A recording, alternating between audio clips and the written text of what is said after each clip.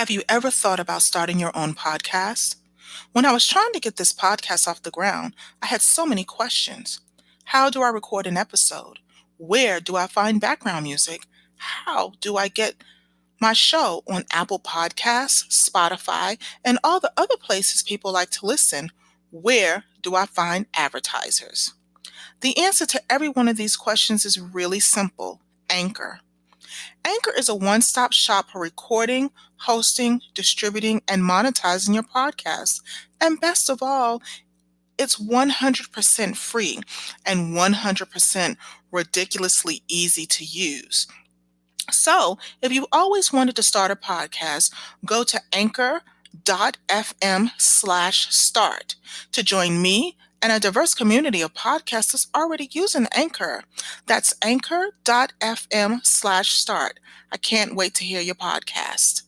Hello and welcome to Moving Past You. I'm your host, Juanita Gaynor, and this is a brief nugget of wisdom. Today's discussion is going to be about identifying your distractions. Now, guys, I'm not forgetting about you, but today this is for the ladies.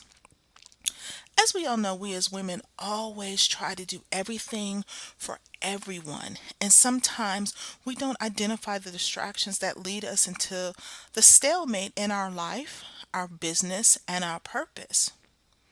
And when these things happen, we want to know what's going on. How did this happen? How did I get off track? And what I'm saying from experience is because I've had to recently learn what truly are my distractions. And you probably are saying distractions. I got them all the time.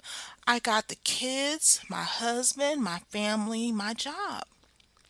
We have so many things going on, but those are not the types of distractions that I'm talking about.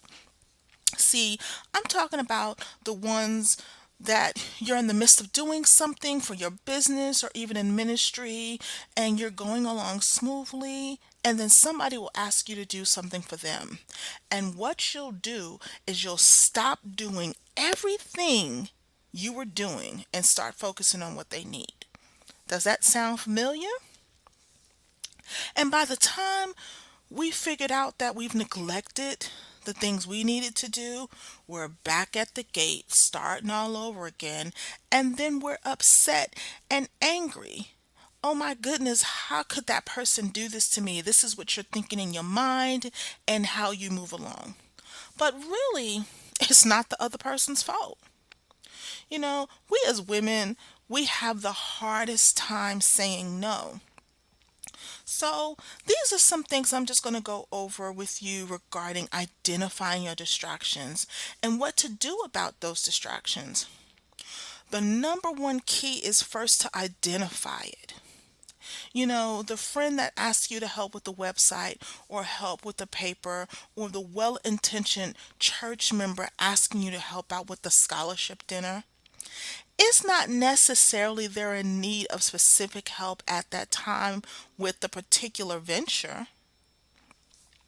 It is the enemy's way of distracting you from going forward and what God has called you to do. Whether it's your business, your ministry, or taking care of your children, or taking care of your family, extended family, whatever God has you focused on, the enemy will try to come and distract you from it. So, when you get those types of requests, and I know you're wondering how to handle it, how do I say no? That's my best friend, or that's my ministry leader. How do I say no to them? Well, the first thing you can do is when someone asks you to do something, what you need to do is go before God in prayer and seek His guidance on whether it lines up with what He already has you doing.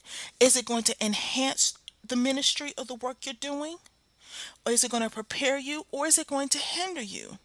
Those are the key things that you must do first.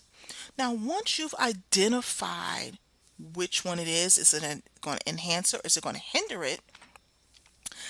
Then you're going to have to set some guidelines on how much of your time is going to go and interact into that without distracting from your primary goal.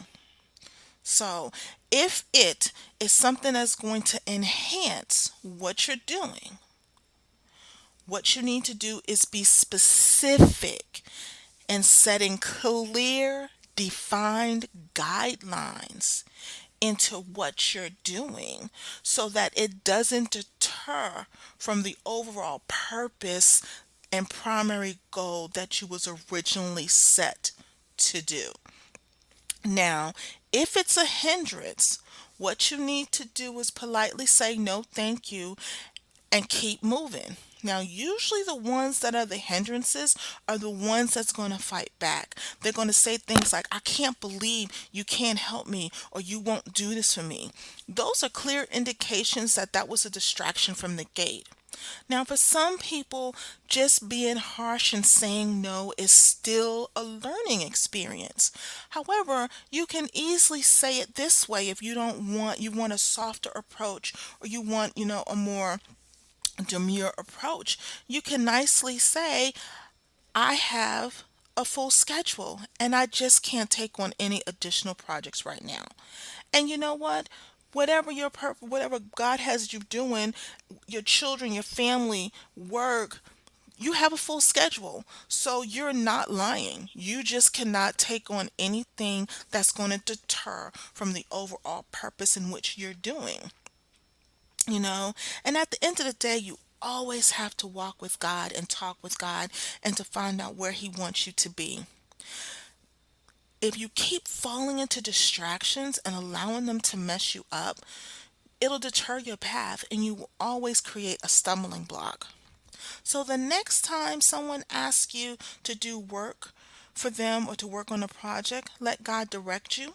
He will always give you the answer you need and not the answer that you want. Thank you so much for listening to Nuggets of Wisdom on Moving Past You. Be sure to visit Moving Past You, our Moving Past You Facebook group page to join the conversation, to access show notes, to get fantastic bonus content, and always remember to be kind in your word, thought, and deed. Have a great one.